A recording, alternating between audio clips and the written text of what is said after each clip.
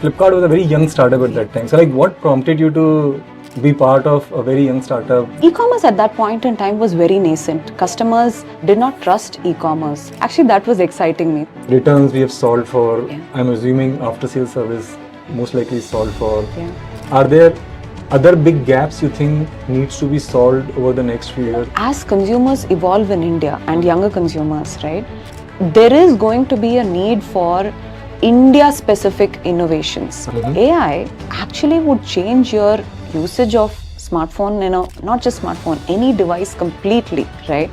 Everything potentially can be voice. The whole wave of premiumization, right? Recently Apple, they are now in the top 5 mobile brands. Is that an abnormal case, or are you seeing a shift of customers upgrading? Our average selling prices go up by 80%, right, in mobiles, and similarly in all the other devices as well. However, India at the end of the day is a value-driven market. Customers are keeping the devices for a longer time. As a leader in this business, do you think there is real business there, or is it just a fad and finally people will buy from e-commerce platform, not quick commerce platform? I think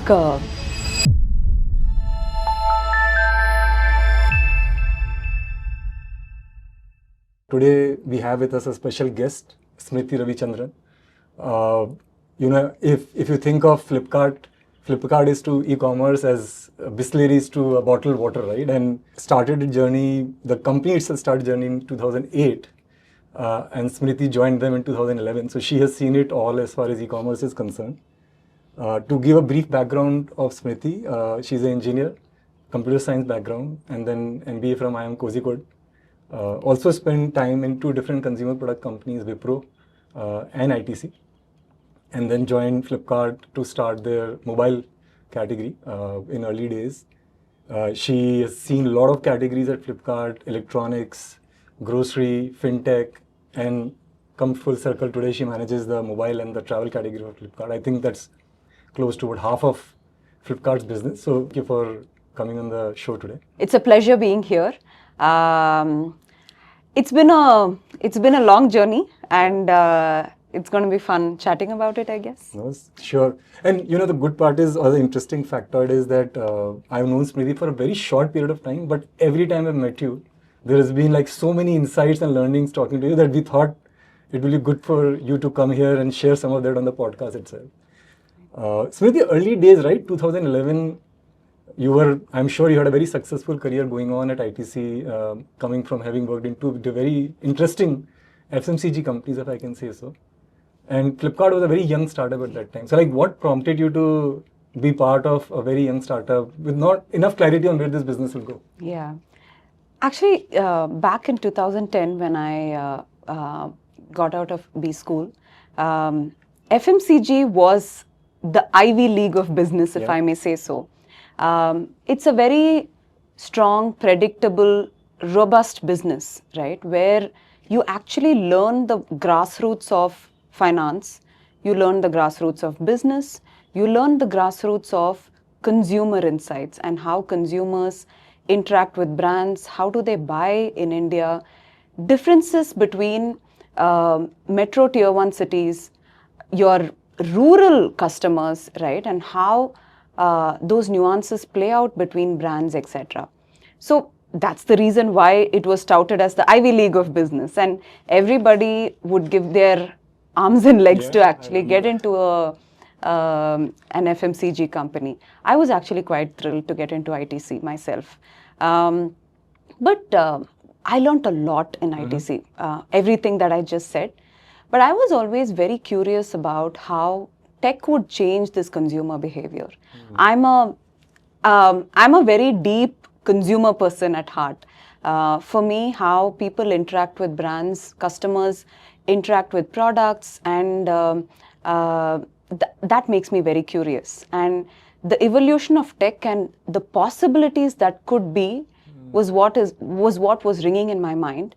And e-commerce at that point in time was very nascent. Customers did not trust e-commerce, especially for anything other than books, I would say, right? There was a huge business that could be built, but as you said, it wasn't sure, it wasn't clear whether India will really accept, and how will the trust equation evolve really. And that was kind of exciting because building something ground up, using first principles and building something which has not been done in India, actually that was exciting me. So that's why it was a leap of belief, I must say. Very interesting. And were there some, surprises in that journey in very early days, like the first year or two?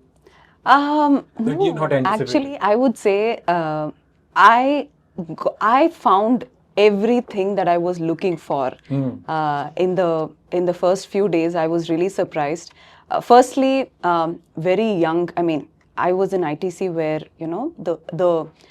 some of the people who were reporting to me were probably 20 years older than me, right? That was a different experience, right? But when I came here, during my induction, I saw I was probably a tad bit, maybe 1 or 2 years even older than the average population, right? I mean, it was a small team and so on and so forth. But yeah, so firstly, that was a significant change for me. Secondly, learning and setting up everything ground up. What I did not anticipate is the level of excitement and involvement in everything that was even non-business, right? Getting involved with the tech teams and really figuring out things like search algorithm, pricing algorithms, right? Like how do you even understand customers? We were a full-fledged retail company back then, right? So figuring out all of these and setting up the platform, that was exciting. I would say I got everything out of what I expected in the first few years. It was fun. Very interesting. Yeah. Very interesting. You talked about your interest in consumer and how consumers think, right? Yeah. You have seen like really a very different Flipkart from where you were and where it is today. Yeah. A very different consumer, I'm assuming, evolution. Yes. Can you share like from where you were to now, how is Yeah. the consumer itself evolved, or what are their new needs, or what are the gaps that you see versus what they were like 14 years back? Actually, I would say, Rahul, it has been a journey of uncovering layers of India, right? Firstly, the first wave of consumers in 2011, or back at that time, the first 2-3 years, I would say, we took a lot of structured education of consumers into specs, right? Okay. We tried selling to consumers basis, making them understand specification of phones, of laptops, of what ROM means, RAM means, camera megapixel means, right? Screen sizes mean, and so on and so forth, right? I mean, even bed sheets, we said what thread count means, right? So we tried, kind of standardizing a lot of these things and getting consumers to decode and understand how to buy products, right? And consumers at that point in time were also, it was more desktop. Yes. It was more, search-led. Customers were comfortable at that point in time doing English searches, right? And the desktop was a slightly bigger real estate, so comparison shopping and so on and so forth, right? From there, in 2014, when 4G started coming in, the app evolution began, right? And consumers moving from desktop to app, and tier 2-3 consumers really coming in significant numbers, right? That's when the comfort levels of English language and search kind of came down, right? And it was more around in that small app real estate, right? How much can you communicate visually and lead them through a browsing or a merchandising experience into what you want to show each consumer, right? So it was a very different evolution from let the consumer, educate the consumer about specs and let them search for it, to identifying that maybe this consumer would like to find this product and hence leading that consumer towards this product, whereas some other consumer towards some other product because that is their need, right? Similarly, from a spec-based understanding, right? Things moved more towards layers of trust, right? how is the returns experience, right? Is there a COD, cash on delivery available, right? Is there, moving from trust to affordability experiences, right? Is there product exchange available? How are the service levers, right? Is there installation available on this platform, right? No cost EMI. And then from there, the most recent evolution has been on brands that are able to really build on lifestyle imagery, right? Beyond the brass tacks of just tech, right? What does this product mean to me, right?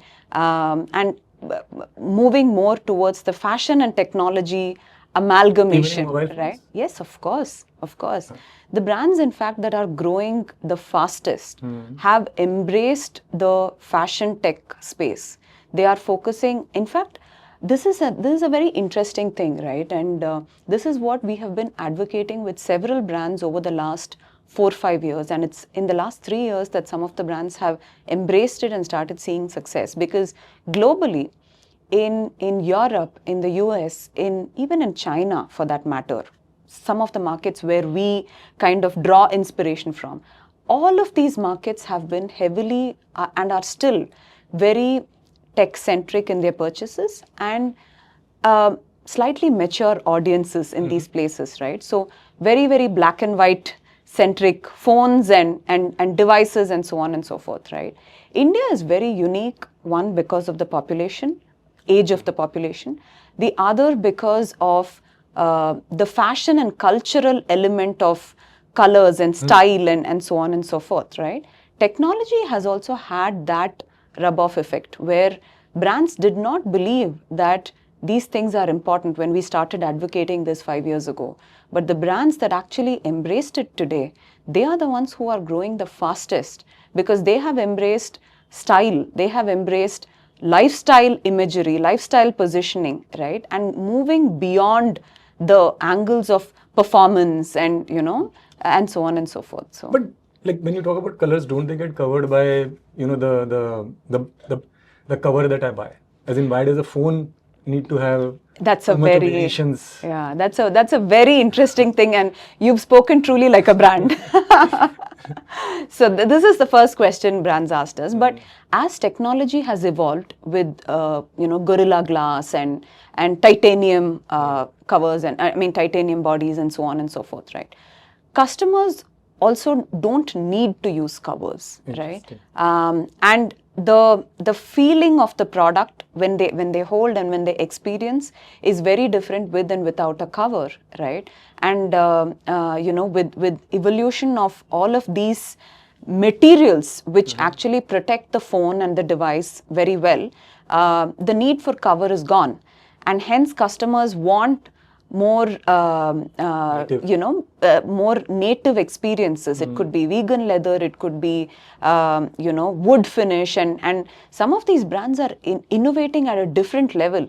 Materials which are seen only in cutting edge fashion in Europe and the Italies and Frances of the world, right? In high end cars, these are coming in devices. And they are coming in the next 2 years. You will see a whole bunch of it, and a lot of it will be India first.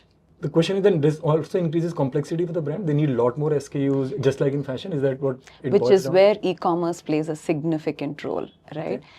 Again, these are things which brands which have embraced the digital platforms, right? They are the ones who are, or the digital natives, if I may say so. The online first brands. The online first brands. They are the ones who are really embracing this, because supply chain in e-commerce and the way you kind of handle that is very different from offline, right? So e-commerce inherently gives you the advantage of having these kind of small batches and kind of concentrated storage facilities and so on and so forth, from which you can kind of distribute it to consumers, right? So very interesting. Yeah. You talked about the whole, making this a lifestyle category. Are there other big gaps you think needs to be solved over the next few years? Like returns we have solved for, I'm assuming after sales service most likely solved for. In larger appliances, installation is likely solved for. like as you look forward over the next few years, like what would be large gaps that are still needed? See, I think as consumers evolve in India and younger consumers, right, there is going to be a need for India-specific innovations, Okay. right? For example, I'll give you an example, right? Curved screen was not big globally at all, right? Okay. In fact, curved screen on phones was supposed to be seen as slightly lesser, and flat screen was the more premium one, right? So, so globally, after Samsung Note did it, I don't know, in 2010 or 11 or something, I don't remember the exact year, phones were not coming in curved screens, right? But we brought it back with some of the brands about 3 years ago. And that's because content consumption in India is the highest globally. Interesting. Right? And content, when content is consumed on phones, in India, content is not consumed on TV, right? It's not consumed on laptop, not on tablet. It's largely on phones. Actually, it is phones that is competing with TVs in India, right? And when you consume content on the phone, the curved screen actually gives a very bezel-less experience, right? And hence, it works for India. Right? So similarly, if you look at it, content creators or the Instagram generation, right? That is very, very high in India, right? This would open a whole bunch of possibilities in terms of devices that they use, right? And how should it be with respect to them creating content on the go, right? What should be the hardware and software features, right? And we're working with a few brands, and we will soon be seeing some of these coming, right? The second angle is the usage of AI, right? AI actually would change your usage of smartphone, not just smartphone, any device completely, right? Everything potentially can be voice.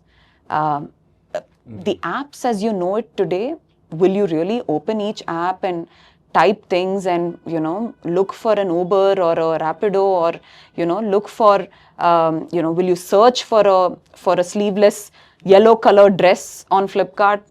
Unlikely, right? With AI coming in, that whole thing is going to change, right? It'll likely be a voice command, right? In a device which could be as small as a clip here, right? And your phone is probably just the processing device, right? And your screen could be a glass, right?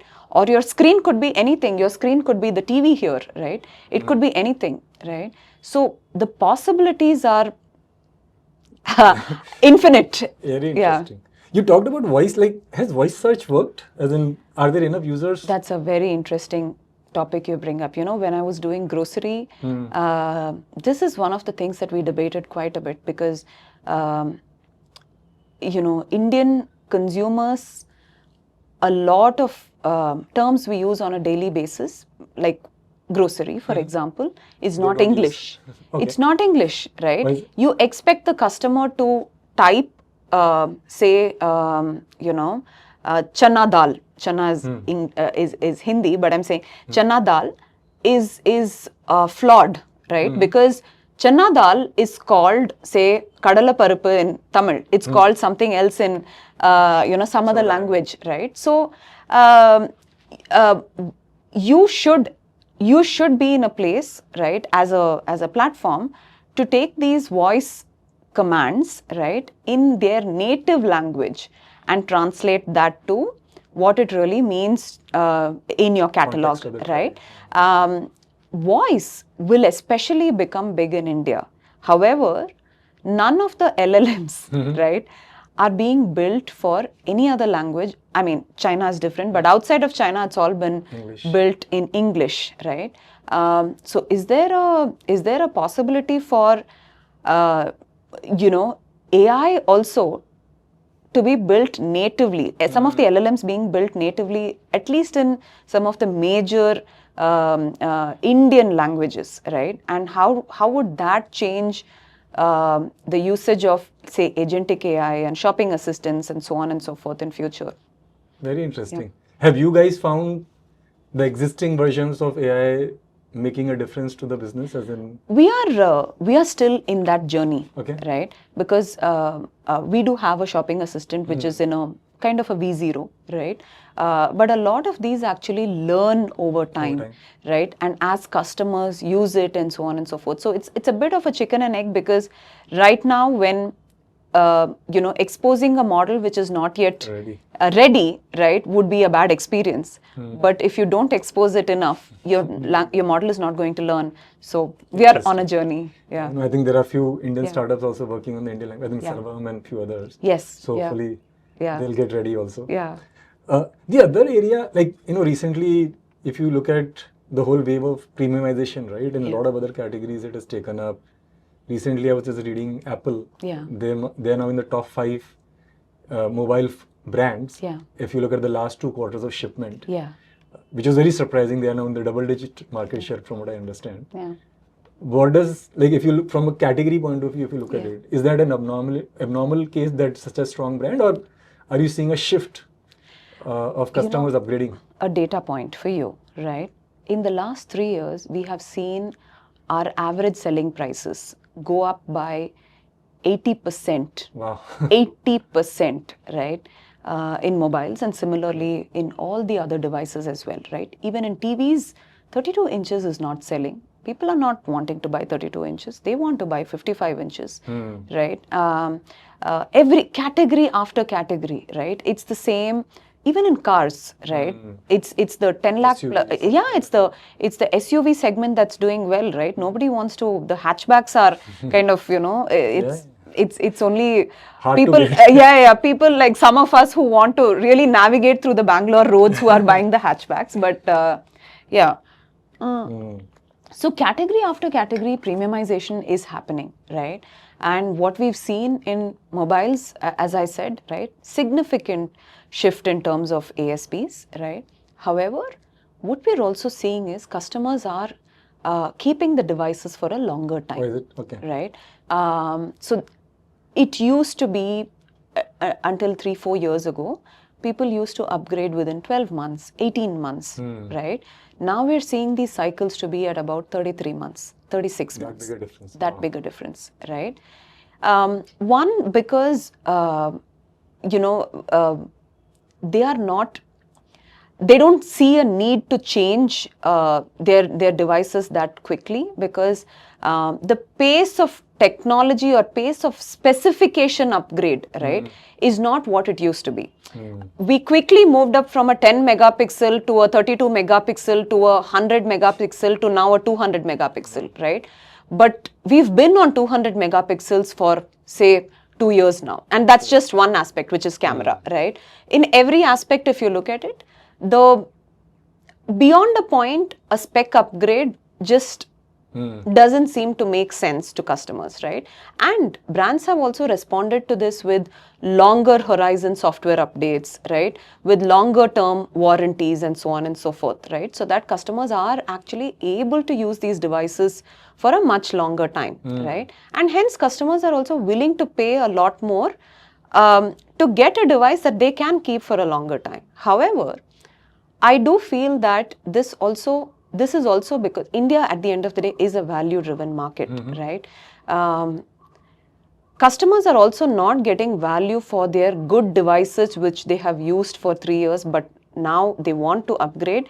But if they are not getting a good value for it, they will postpone it by maybe another 6 months, maybe another 8 months, right? So that is also an opportunity which should be looked at, because right now those devices are mostly going as hand-me-downs within the family or within the friend circle and so on and so forth, right?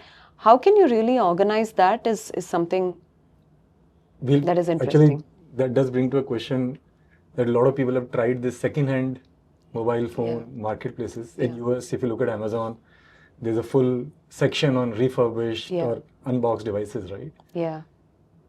Why has it not worked in India, and do you think it can work, or can one build a business just doing second-hand mobile phones? Yeah, I genuinely think there's a huge opportunity. If there should be an ability to grade these phones, right, and kind of standardize this, because right now what's happening is when you go to a second-hand market, and buy it only from people you know, right?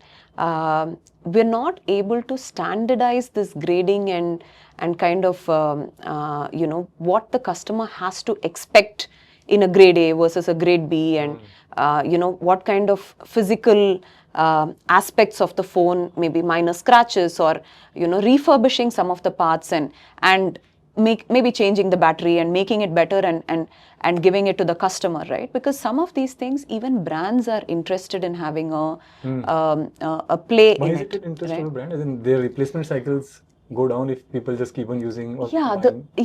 the thing is, in the segment which is say under 20,000, right? There is a choice today for customers. Do I buy a new phone, right? Which is say 15,000, 17,000, right? Or do I buy a phone which was say, 60, 70,000 2 years ago, a flagship device, right? With much superior specs, right? And a brag value, right? From somebody else who has used it for 2 years, right? And I get it at the same price, right? Which is under 20,000, right? And with all of these brands, actually, extending the software updates and warranties, right? It actually becomes a very good value proposition for the customer who's buying a second-hand phone as well. Now, what is in it for the brand? If the resale value of the old phone is significant, right? There is a certain class of customers, or there are customers in India who want to buy flagship devices every year or every 2 years, right? But they're not able to or unwilling to buy today because their resale value is not good, right? So taking care of this in some way, right, ensures that those customers continue to, buy the flagships. Today it's 33 months, right? How do you bring that 33 months down, right? Can you crunch it down to 18 months? That is one. Second is, the customers who are today getting the second hand phone, They're the new right? recruits for the They are the new recruits for the brand for, moving up to the new devices, right? So. And going back to the consumer behavior, one other question, like I remember there are several global brands who have tried to build a software business or software services revenue. Right. And at least 5 years back, it was a very difficult piece, extended warranty. Like there are a lot of these service revenues that brands have tried to build, but at least 5 years back, it didn't seem to generate enough for them. Yeah. Is that also changing, or it's still early days on these extra revenues? See, that is something that we're also working with several, partners on this front to build a services layer, right? Because increasingly, because the ownership cycles are larger, right? Customers are, if they are made aware of what it means, right, to buy the a Protect Promise or whatever you call it, right? They are interested in that, right? If you make it as simple as it is 1 rupee per day, to protect it for say 3 years, right? They are actually interested in putting it down, right? Because customers today are not just buying on specs, as I told you, right? They are buying it for the ecosystem. They are buying it for what the brand promises. They are buying it for all of these trust, ancillary trust levers that we are giving them and telling them your phone is protected or your TV is protected for so many years. There is a business which can be built on it, but it comes down to simplicity for the customer, both in terms of understanding and when they're trying to actually, invoke the. So if I were to ask you, like, what would be the top service that a customer is willing to pay for after buying the device? For example, phone setup, right? Someone coming and just setting up my phone, taking 2 hours out or 1 hour out and setting it up for me, etc., right? Of course, we will have to figure out the privacy angle and security angle and figure out how that would work, right? The second thing that they are willing to pay for is some kind of a peace of mind, right? Because nowadays, as I said, customers are okay not using the tempered glass. They're okay not using the cover because of all the Gorilla glasses and titaniums and so on and so forth, right? But despite that, if there is some kind of a promise which says, if the screen cracks, right, you get a, you can replace it for maybe a lesser fee or free or whatever within 6 months, right? Especially with new form factors coming, the fold phones, the flip phones and so on and so forth, right? Customers are worried about their screens, right? So that is something like a warranty where their screens are protected, etc. That is something that customers are willing to pay for, right? Yeah. If you look across your categories in the mobile phone itself, like, is this extra service revenue, is it still in single digit as a percentage of their brand's revenue? Is it like going into double digit? Where would it be today? See, for a brand, the service is actually a significant line item in terms of revenue, right? Of course, for each brand it kind of differs, but some of these brands have been able to successfully bundle the care programs, so to speak, right? But I think it is still evolving, right? Because customers' understanding of what it means, it is still not simple. That is the next journey we'll have to embark on. How can you make it so simple for the customer to understand? It's still not that simple for the customer to understand. And one other area, with electronics and mobile phones specifically has been, is it a GMV driver or is there real money to be made? Now, there are enough offline retail businesses, chain businesses that started and have shut down. Yeah. And I know early days, it used to contribute to a large GMV of these e-commerce platforms. Today also, that's the case. Is this also a profitable category, or is it more a way to build a brand for the platform, drive GMV still? No, it's the way we at Flipkart approach electronics categories. I think we changed our approach from a transactional kind of a trading platform to a consumer lab, if I may say so, right? In around 2015, 2016, right? What we began in 2016 or around that time was working with brands and sellers to create value, right, on the back of consumer insights, right? If you're able to create value and extract value, right, you're able to make value for yourself and for the brand and seller as well, right? What I mean by that is, if you are selling a commodity, right, the only way to sell it is to keep driving down the price, right? And that is what all the retailers were guilty of for a very, very long time, right? However, the advent of the platform approach and so on and so forth, right? The moment you're able to create all this, kind of, let's take the case of Motorola or a Nothing, right? Nothing is a digital first brand, right? The specs which are there on a Nothing phone, anybody can replicate it, right? But the consumer insight that the customer wants something, the Gen Z customer wants something which is minimal, right? Which has an ecosystem approach of buds and watch and so on and so forth, right? And a community engagement, right? And they're buying into the brand Nothing, right? Because of that, you are able to kind of create something which is not just compared from a spec and price standpoint, right? And hence, the moment you start creating those, right, it becomes a different play. For example, Flipkart, I don't know if you know, Flipkart is the largest platform in the world for audio and IoT products, right? It exploded in 2020 where, we took a strong bet saying audio is going to disrupt, and the traditional wires and the jack, the 3.5 mm jack, that is going to explode, and we should really take a huge punt on Bluetooth, the Bluetooth Buds. pods, right? And similarly on watches and smart bands and so on and so forth, right?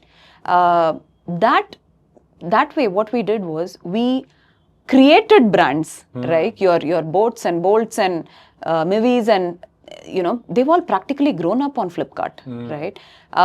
That way, because they are closer to the consumer and creating products which the consumers are instantly liking, right? It's like a lab, as I said, right? Test 10 products, maybe 5 will work, 5 will not, but quickly move on and, scale the 5 that are working, come up with 3 more, test those 3, and you keep doing that, right?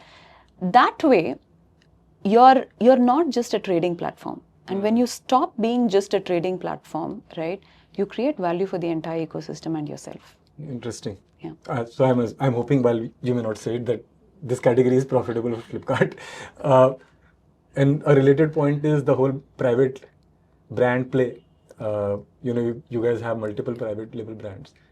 Again, the intent was more margins. Were there some gaps that you felt others won't fulfill, you can fulfill? Like, what would be the core reason?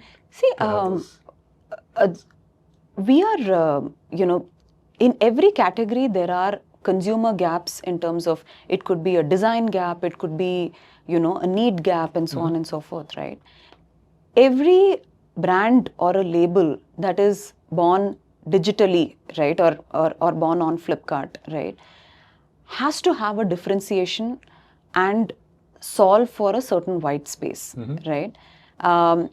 Because that is how value is created, right? So if you look at, for example, in ACs, right, we figured that all the biggies were only operating, right, on 1.5 ton plus. 1 ton was available, but very, very sparsely, right? And we figured that there are many cities in India, unlike a Delhi or a Chennai, right? But there are many cities in India where you don't need, that level of, strong cooling, right? And the room sizes are small, right? You don't need a 1.5 ton, right? So none of the brands were willing to really work on a 0.6 ton or a 0.8 ton and bring it down to price points which were really affordable to customers, and you're solving the need for the customer, right? So what we did was we put it out to sellers and created a private label, right? Whichever seller was willing to pick it up and run with it, right? Those sellers would get the benefit of it. And it's a standardized private brand, where they will get the support of the service network of Jeeves and Flipkart and so on and so forth, right? So as I said, these private labels have a strong white space behind it, right? And whoever embraces that, right, we kind of work with them. Another area, Smrithi, has been launch of, like, you guys launched this subscription kind of services where hardware is plugged with, let's say, some OTT channels and some other thing that I would have otherwise paid for. Again, what was the customer pain point or the gap that one was trying to fulfill with that launch? See, customers are feeling the pinch of, I'm paying for all of these different subscriptions, right? And what am I getting out of it, right? And keeping track of some of these subscriptions and what is useful, what is not, etc., right? That was the pain point that we were trying to address. But to be very honest with you, I don't think anybody, including us, has really cracked that space, right? I think we tried this back in 2022 or 21. We're trying this now again, right? The pain point is there. Okay, the fundamental insight behind that is, can you make hardware and software pay as you go, right? Even hardware, even a water purifier, a phone, of course, or a laptop, right? Because consumer needs are changing quite quickly, right? A laptop which a student is using for 1 year, maybe after a year, he may need some other laptop, right? How can you pay as you go, right? And make the revenue model in a way where between the hardware and software, you're making it viable for both the brand and the customer, right? That is the thought process. But it's an area which I think we will still have to find a way to evolve. Is that opportunity unique in India, or have you seen it play out in other parts of the world? Even in India, right?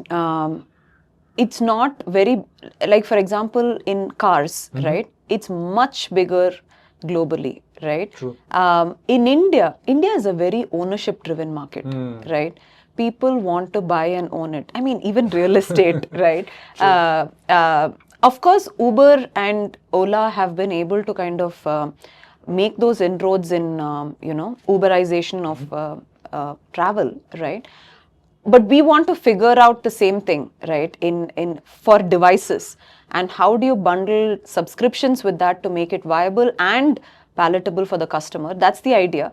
It maybe India will always be slightly behind, but the Generation Z, right, is not that ownership driven as their parents were, right? So that could actually change in the coming years in India. Very interesting. You talked about Audible's, Boat, Noise. These were some of the early brands that got created from India. We also recently invested in a company called Lumio, started with smart TV, thesis being faster TV and a better software to help you, Yes. kind of figure out what to watch. Yeah. Are there gaps that you think, people can build brands in as far as consumer electronics as a space or a category? I certainly think so. As I said, right, Generation Z is behaving very differently from what the millennials, we are millennials, but from what the millennials and Generation X has, right? They want everything fast, right? Like they want the TV to boot fast, Yeah. right? They also don't want to spend a lot of time in researching what to watch, what to buy, so on and so forth, right? So if there is a way for us to personalize it, right, and software or AI which can actually go through all the OTT platforms and kind of be very, very smart about what is right for that customer and give a layer on it on the hardware, I think there is merit to that business. Got it. One other area that at least, when we look at brands, we then go to platforms like Flipkart and Amazon to look at reviews from people. Now, Yeah. I've seen in several cases people talk about where is this product made? Like, is it made in India or not? Yeah. Right? Now, also a lot of social media chatter on, we don't want this country to import, Correct. that country to import. But when a consumer is actually buying, Yeah. do they really care about where the So product is? this is a really interesting question, and I'll answer it in two ways. One, there is, and very recently, there is certainly a sentiment of I don't want to buy from certain countries and so on and so forth, right? But that's more a recent 2-3 month phenomena, I would say, right? However, there is an active advocacy, right, by influencers and by, let's say, even retail influencers and so on and so forth, right? Who actually advocate made in India products as things which are better designed for India, right? As designed to take the extremities of the heat and cold, right? In India, for example, right? As something which is tested for the right bands, right? 5G bands in India, right? And so on and so forth, right? Now, some of it is true. Some of it may just be, a sales pitch. However, customers are buying into it, right? That is, and there is a certain level of belief that, okay, if it is made in India, maybe it is tested well and, for the right kind of conditions and it is right for me, right? That is quite, that's seen, right? Again, it's not about patriotism. It is about this design and is well tested for me and for these conditions, right? Secondly, again, we see a huge behavior from Generation Z, where actually there is a sense of pride. There is a sense of identity, right? That this product, I'm an Indian. They feel that I'm a well-traveled global Indian, right? They seem to take pride in their roots, right? Which is a very, very interesting thing, and hence, their behavior is also not one of wanting luxury brands, right?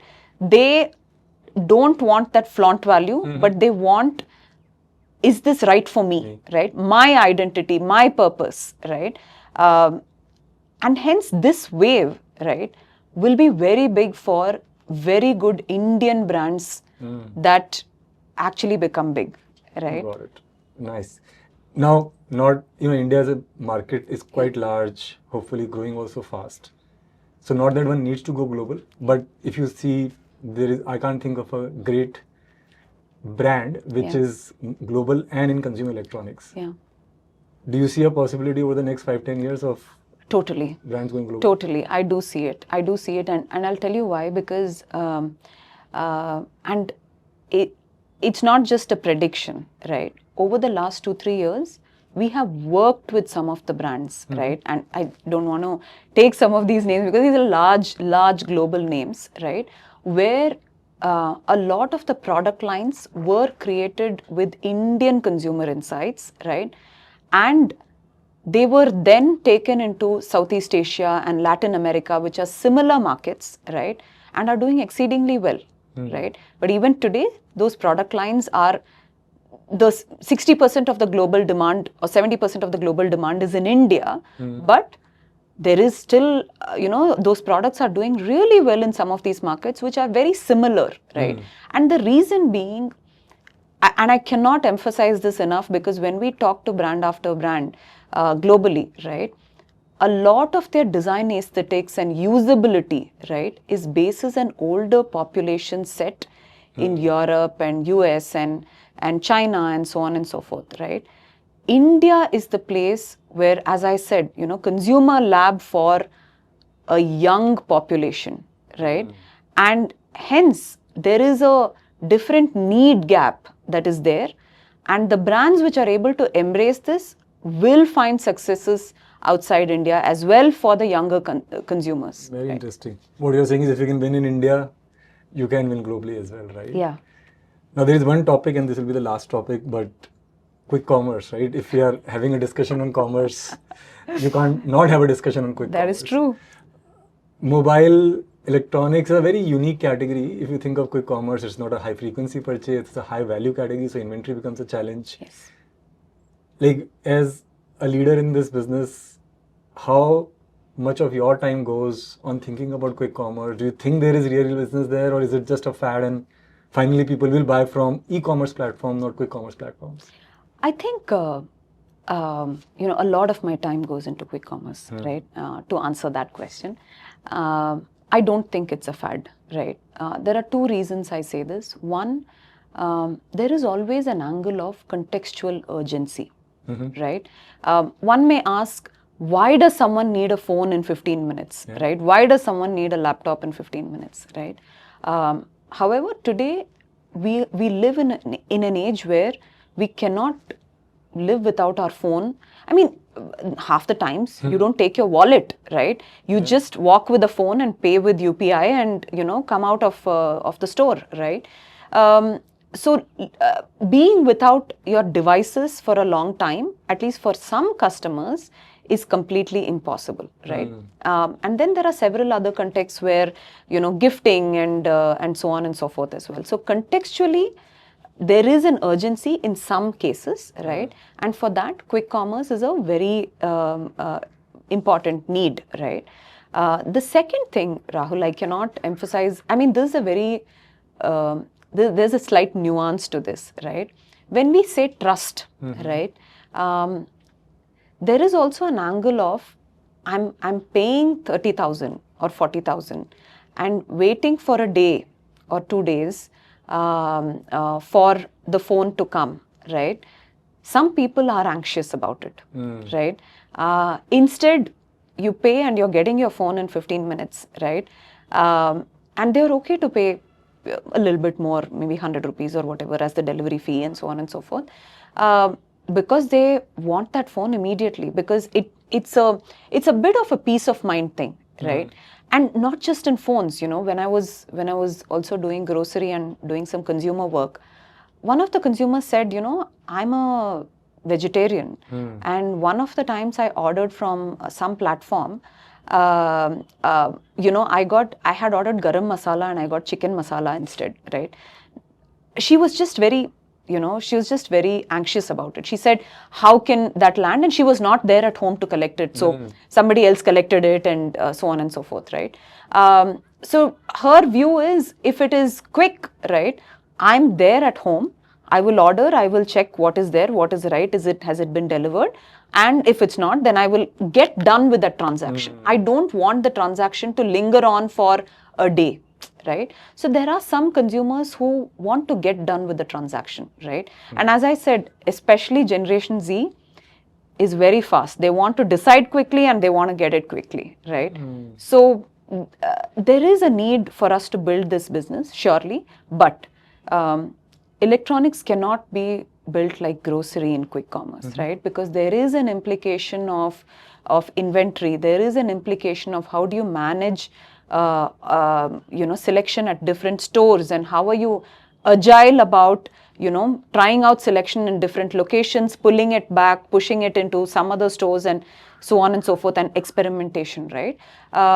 So a lot of these systems have to be built, right? A lot of intelligence has to be built around inventory planning and so on and so forth, right? So it will continue to evolve.